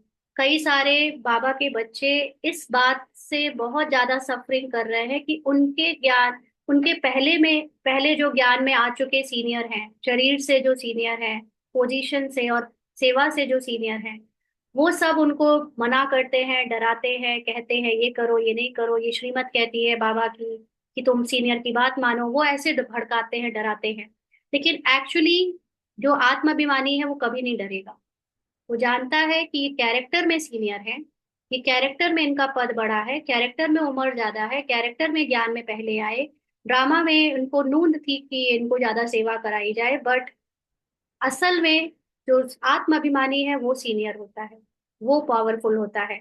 और वो कभी किसी के बहकावे में, डराने में, धमकाने में कभी भी नहीं डरेंगे, कभी नहीं आएंगे। और जो लोग सफरिंग में हैं अभी भी, बहुत सारे लोग हैं, है ना, तो वो सिर्फ इसलिए क्योंकि आप अभी भी प्रपोजिशन और कैरेक्टर से डरते हो। और क्योंकि आप खुद सोल कॉन्शियस नहीं बन रहे हो, तो आपको भी कैरेक्टर कॉन्शियसनेस डरा रहा है किसी का। तो जब आप सोल कॉन्शियस हो जाओगे तो आपको किसी का कैरेक्टर डरा नहीं सकता, धमका नहीं सकता, रोक नहीं सकता, टोक नहीं सकता, क्योंकि आप सबकी सोल को देखोगे, और सबकी सोल तो बहुत प्यारी है। लेकिन आत्मा का पार्ट है, वो कैरेक्टर का पार्ट है, कैरेक्टर से अपने को अलग समझो और उनको भी उनके कैरेक्टर से अलग समझो। वरदान है बीती हुई बातों को रहम दिल बन समाने वाले शुभ चिंतक भाव। बीती हुई बातों को रहम दिल बन समाने वाले शुभ चिंतक भाव। यदि किसी की बीती हुई कमजोरी की बातें कोई सुनाए तो शुभ भावना से किनारा कर लो। व्यर्थ चिंतन या कमजोरी की बातें आपस में नहीं चलनी चाहिए। बीती हुई बातों को रहमदिल बनकर संभालो। संभाल कर शुभ भावना से उस आत्मा के प्रति मनसा सेवा करते रहो। भले संस्कारों के वश कोई उल्टा कहता, करता या सुनता है तो उसे परिवर्तन करो, चेक एंड चेंज करो। एक से दो तक, दो से तीन तक ऐसी व्यर्थ बातों की माला ना हो जाए। ऐसा अटेंशन रखना अर्थात शुभ चिंतक बनना। तो जो बीती हुई बातें हैं वो किसकी हैं? बातें हमेशा कहानी में होती हैं, कैरेक्टर में होती हैं। और जो कैरेक्टर प्ले हुआ है, क्या वो उसके पास चॉइस थी कि वो कुछ और प्ले करता? नहीं। ड्रामा ने उससे करवाया। उसके एक्टिंग में, भाषण में, बोल में, संकल्पों में या कर्म में जो भी हुआ, वो ड्रामा ने उससे करवाया, इसीलिए वो निर्दोष है। उसकी आत्मा को देखो, उसे सत्य को देखो। रहम दिल बनकर खुद पर भी रहम करो, ताकि उसकी बातें आपके दिमाग में चलती ना रहे। लगातार अगर ऐसी किसी की बात आपको परेशान कर रही है, किसी के कैरेक्टर की, तो आप लगातार अपने अंदर उसकी आत्मा को देखने का पुरुषार्थ करते रहो, करते रहो। अपने को और याद दिलाते रहो कि उसका सत्य क्या है। वो कैरेक्टर नहीं जो गलती करता है, वो उसका सत्य है जो सदा निर्दोष है, जो बाबा के समान है, मेरे समान है। तो ऐसी चीजों, ऐसी मनसा सेवा करते करते हम दूसरों के व्यर्थ संकल्पों से फ्री हो जाएंगे। और ऐसा अटेंशन रखना अर्थात शुभ चिंतक बनना। स्लोगन है, संतुष्ट मणि बनो तो प्रभु प्रिय, लोकप्रिय और स्वयं प्रिय बन जाएंगे। संतुष्ट मणि आत्मा का ओरिजिनल नेचर है। आप अपने ओरिजिनल नेचर को याद करो कि आप हो ही संतुष्ट मणि। ये नहीं कि मैं बनूंगी, कल बनूंगी, परसों बनूंगी, मैं अभी की अभी संतुष्ट मणि आत्मा हूँ। तो जब कैरेक्टर में आपको कुछ भी अगर लालच आया, इच्छा आई, कामना आई, तो तुरंत याद दिलाओ, ये इच्छा करने वाली, ये कामना करने वाली, ये लालच करने वाली कैरेक्टर या मन या बुद्धि, ये मैं नहीं हूँ। मैं आत्मा तो संतुष्ट मणि हूँ। जितना ज्यादा आप अपने संतुष्ट मणि स्वभाव को याद करोगे, उतना आपका कैरेक्टर का लालच, कैरेक्टर की इच्छाएं और कामनाएं खत्म होती जाएंगी ना। तो लोकप्रिय और स्वयं प्रिय अपने आप बन जाओगे, प्रभु प्रिय तो हो ही जाओगे, क्योंकि अपने सत्य को याद कर रहे हो। आज के अव्यक्त इशारे हैं, जैसे शरीर और आत्मा कंबाइंड है तो जीवन है। जीवन का मतलब ड्रामा में आपका कैरेक्टर है। यदि आत्मा शरीर से अलग हो जाए तो जीवन समाप्त हो जाता। तो आत्मा का मतलब, आत्मा तो दृष्टा होकर देख रही है, बट उसका माइंड और ये शरीर मिलकर कैरेक्टर प्ले कर रहा है। तो अगर ये माइंड शरीर से अलग हो जाए, आत्मा का एनर्जी देना उस कैरेक्टर को बंद हो जाए, तो वो कैरेक्टर समाप्त हो जाता है। तो ऐसे कर्मयोगी जीवन अर्थात कर्म योग के बिना नहीं, योग कर्म के बिना नहीं। माना मेरी जो कैरेक्टर की लाइफ है उसमें लगातार सोल की पावर रहे, अपने सत्य की पावर रहे, और सत्य में रहते समय कैरेक्टर को भी मैं न्यारा होकर देख पाऊं। तो कर्म योग के बिना नहीं और योग कर्म के बिना नहीं। तो सदा कंबाइंड हो तो सफलता मिलती रहेगी। तो इन दोनों ही बातों में ज्ञान वो पॉइंट है जो ज्ञान से हमको हमारे योग में स्थित रखता है। और कैरेक्टर यानी ड्रामा का ज्ञान मुझे कैरेक्टर से न्यारा रखता है। तो ऐसी कंबाइंड स्वरूप में रहे तो सफलता माना सोल कॉन्शियस स्थिति बढ़ती चली जाएगी। ओम शांति। मनसा वरदानी कोर्स कराओ, बाबा ने समझाया था ना। हाँ जी, ठीक है जी।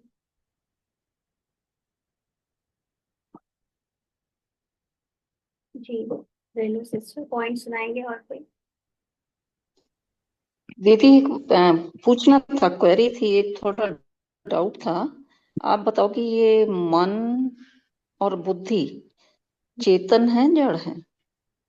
मन बुद्धि चेतन है, मतलब चेतन क्या होता है पहले ये बताओ।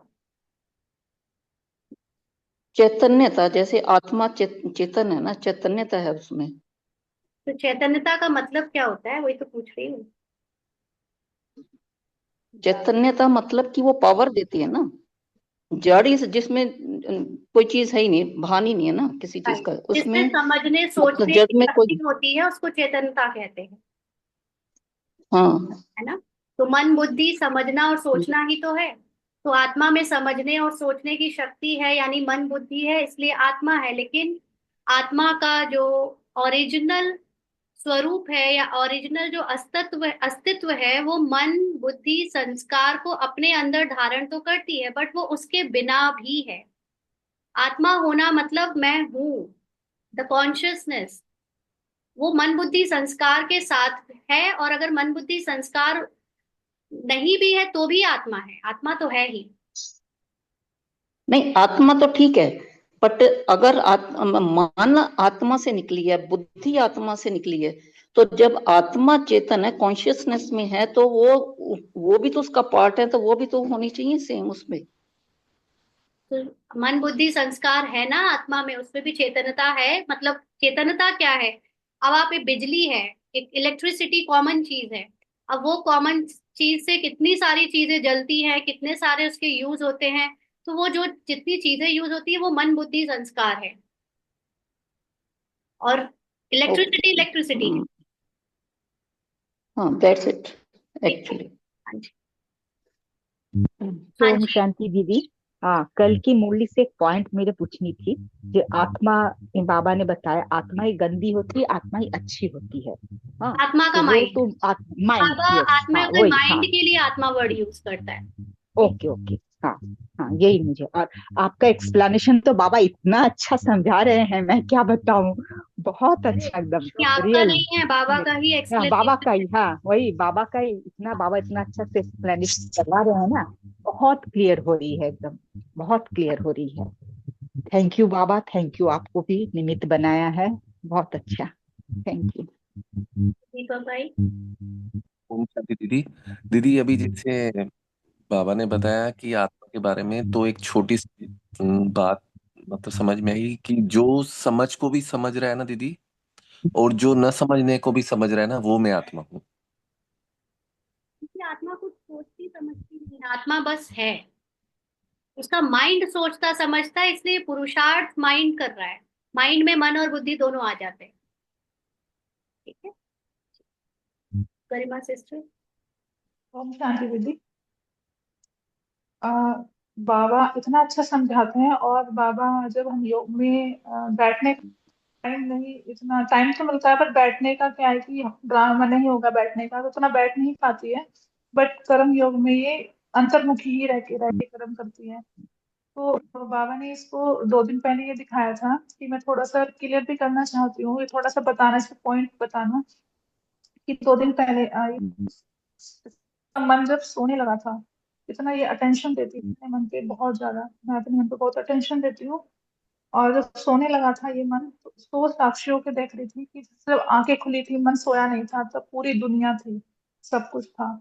लेकिन जब मन सो गया, तो इसने उस मन को भी देखा जो पूरी दुनिया क्रिएट कर रहा था, और उस मन को भी देखा जो ज्ञानी मन होता है वो भी देखा, और बुद्धि को भी देखा जो बुद्धि सहमति देती है।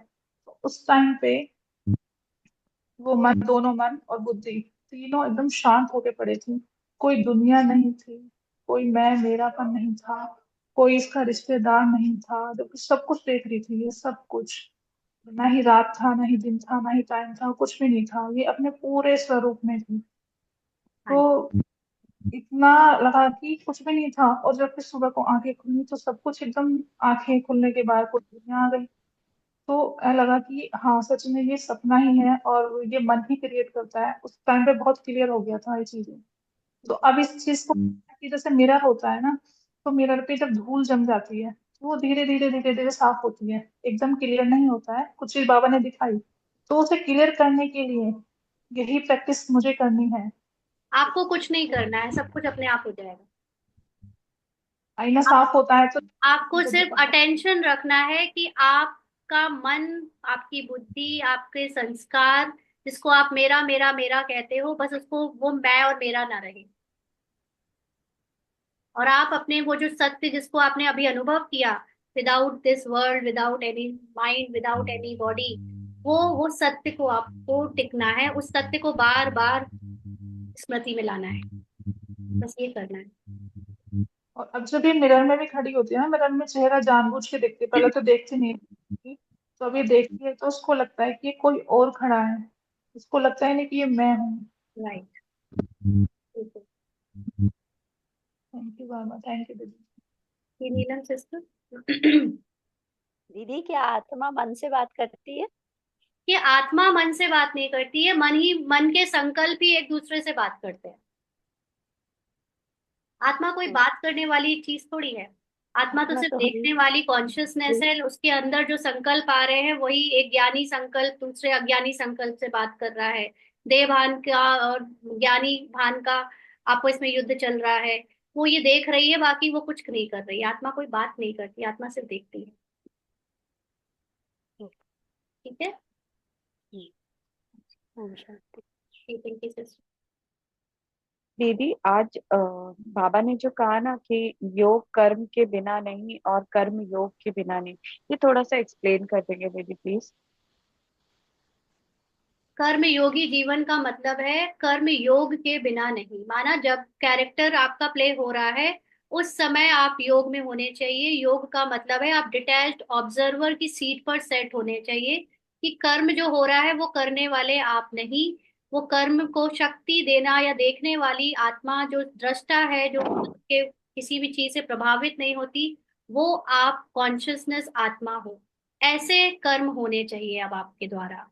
ठीक है। ये हो गया कर्म जी योग के बिना नहीं। दूसरा है योग कर्म के बिना नहीं। अभी तक हम लोगों ने योग जो किया वो बैठने वाले प्रैक्टिस करी, 2 घंटा अमृत वेला, 2 घंटा नुमा शाम, बीच बीच पे 5 10 15 20 मिनट। वो योगी नहीं होता। उसको सिर्फ जी योगी कहोगे। हमको बाबा यहाँ योगी बनाने नहीं, हमको बाबा यहाँ कर्म योगी बनाने आया है। तो कर्म योगी का मतलब बैठने वाला योगी नहीं। कर्म योगी का मतलब कि आपके जीवन ही आपका योग, मतलब आपका योग में कर्म होते हुए देखना और उससे डिटैच रहना, ये वाला योग हो जाना चाहिए। जी दीदी। दीदी तो कुछ गलत होता है जो रियलाइज होता है, जैसे ये अभी गलत टाइम और लग, सही किसकी डेफिनेशन है? ये तो शरीर की डेफिनेशन। ये माइंड की डेफिनेशन है। ये गलत और सही जी ये माइंड ने क्रिएट किया है। भगवान के लिए ना कुछ गलत है ना कुछ सही है, बस है। है तो है, एक्टिंग है। अब कलयुग की जी स्क्रिप्ट में गलत नहीं होगा तो क्या होगा? वो कलयुग कैसे कहलाएगा? तो आपके अंदर कलयुग जी का पार्ट भी है, आपके अंदर सतयुग का भी पार्ट है। तो जब कभी कलयुग जी का पार्ट बच गया तो गलत तो हो गया, तो हो गया। फुल स्टॉप, खत्म करो। अभी अपने सत्य को देखो कि आप ना वो गलत करने वाली आत्मा कैरेक्टर हो, ना सही करने वाली एक्टर हो। आप दोनों से परे अपने बाप समान उस निर्दोष आत्मा की, संपूर्ण आत्मा की स्मृति में स्थित हो जाए। गलत और जी सही दोनों परिभाषा कैरेक्टर की है। हमें कैरेक्टर का कुछ भी नहीं समझना, मानना है कि ये मैं हूँ या मेरा है। जी जी जी, समझा। Thank you. चलिए बाबा को याद करिए।